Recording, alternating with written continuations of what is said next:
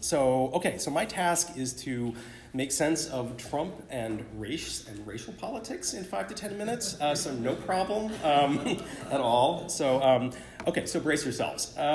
So first, and I think it's important to acknowledge, we're historians here, and so putting this in context, realizing that Trump's racializing mobilizations are not new. The tone of the expression, the sort of volume, the intensity, the violence of the rhetoric, the abandonment of the dog whistle for the megaphone, these are admittedly new to our time, particularly at the presidential level. But of course we know these fault lines were deep, they were available to be exploited.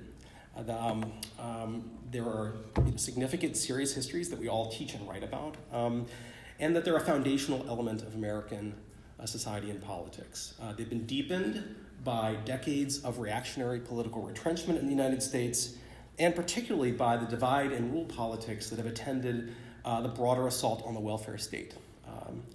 And of course, and importantly, and often neglected, is the racializing warfare and securitization of American politics and society that have occurred since 9/11. So these are important factors in explaining the historicity of the kind of Trumpian racial moment.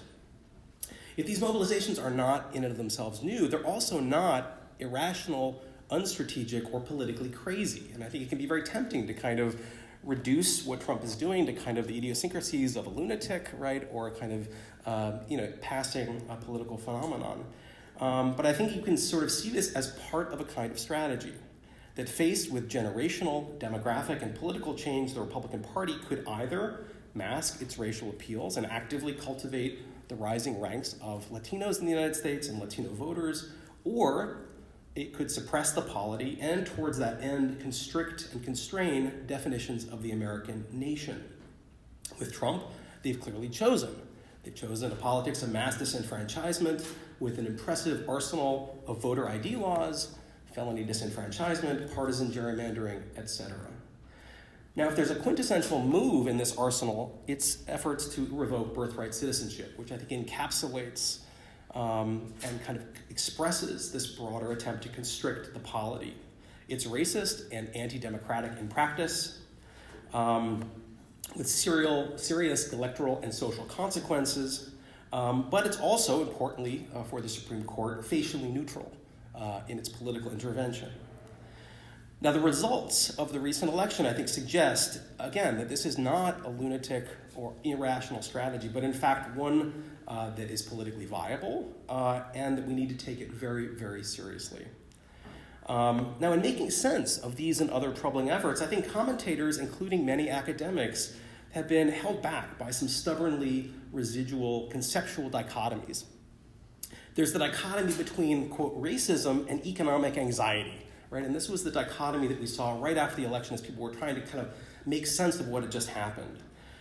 We're American historians. When have white people's economic anxieties not been about, among many other things, the fear of falling into blackness, right? Or the fear that poverty would be accompanied by domination by black people. This is something that goes way back in terms of the history of working class identity and ideology in ways that make that dichotomy between, is it racism that we right-thinking people are supposed to reject, or economic anxiety that we're supposed to be sympathetic with, which makes that dichotomy itself not especially helpful.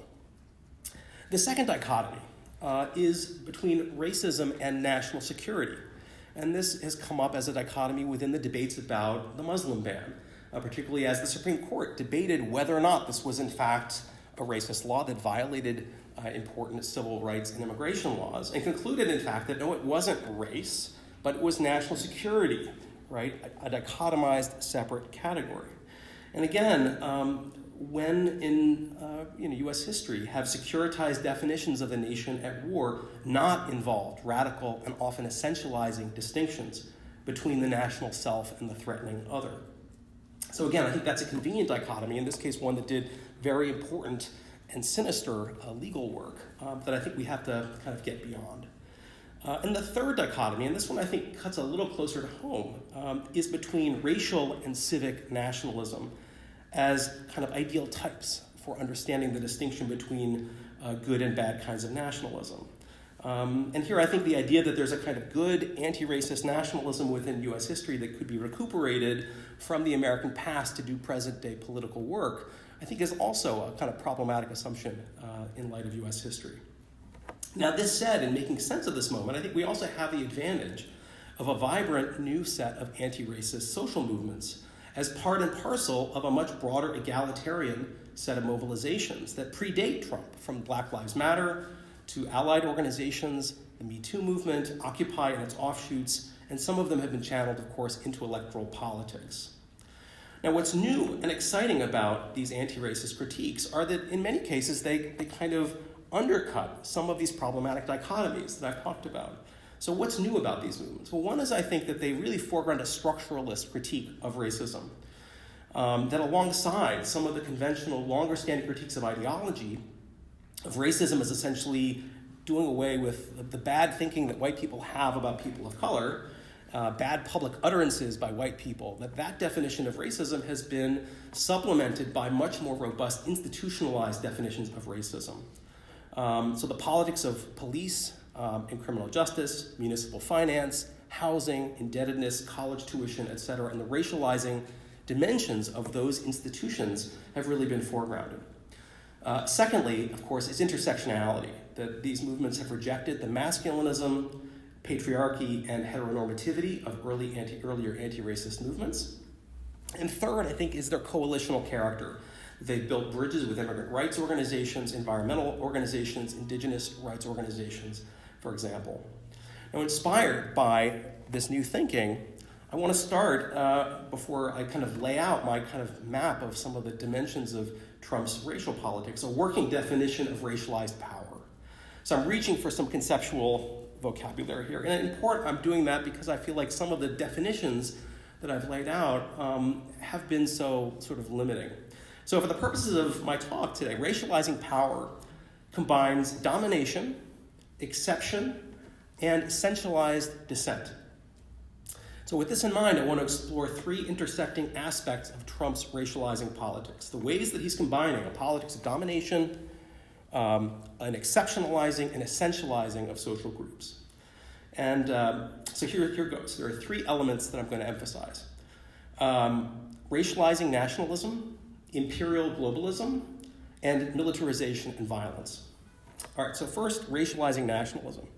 I think one of the things that we need to point out in understanding Trump's racial politics is the paramount role of the nation, and specifically a bordered territorial notion of borders and boundaries, and migration as kind of the centerpiece of this racialized nationalism. That is, it's a racializing of the distinction between the national inside and outside that I think is at the center of his racializing nationalism. Now, evidently, as I've said, racializing power and U.S. nationalism are not historically separable. But I think Trump's variety was not fully possible before the Bush administration's declaration of a war on terror and its radical, polarizing geography of homeland and outside.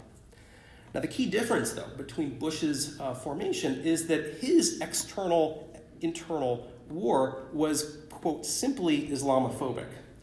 That under his formation, Latinos and black people were invited to fight the terrorists, whereas under Trump, the enemy has become expansively non-white.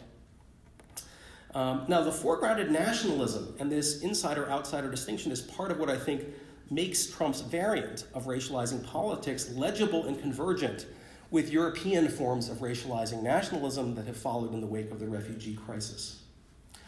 All right, second, Imperial Globalism. I think it's important to acknowledge, and it's often, I think, under-recognized, that Trump's racialized nationalism is of a piece with a politics of imperial globalism. His overarching narrative is one in which the U.S. is victimized by every aspect of its global interconnections, from trade to multilateral institutions, migration, etc. And so migrants, for him, are just another example of what's wrong with the world and its impact on the United States. Now, I think it can be hard to see this because of the frequent misunderstanding of Trump as some kind of neo-isolationist, encouraged by his own and his movement's dichotomizing of, quote, nationalism and globalism. Instead, I think it's important to see Trump as a radical imperial globalist committed to unilateral action and a rationale for dominance that happens to be cast in a language of victimization and self-protection.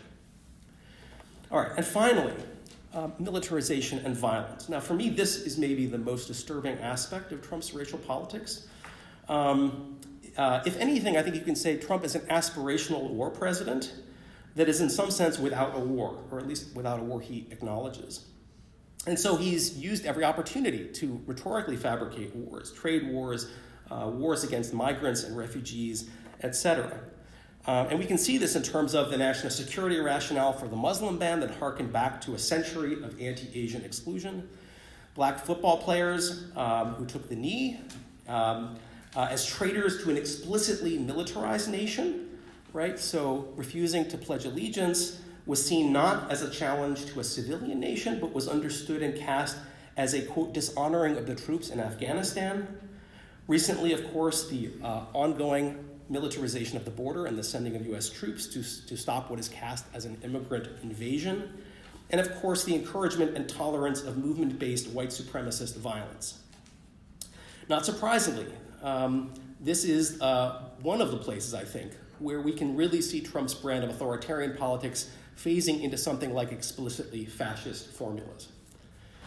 Now, in conclusion, as intellectuals and historians, I think it can be the temptation these days to find the tamest critique possible to fight against this onslaught. And I think many people have felt the rhetorical temptation to find safe ground, to find something that is going to be consensual, to find something that is going to cleave ultimately to nationalist or apologetic or narrowly inclusionary formulas against what is presumed to be a kind of unstoppable force. And I want to suggest in closing that I think that would be a mistake, that we need to develop critiques that are capable of pushing back against the onslaught of Trumpian racism, but also, perhaps optimistically, to develop critiques capable of doing the longer, more difficult work of battling with the racializing structures that long predated him and that may be there long after he's gone.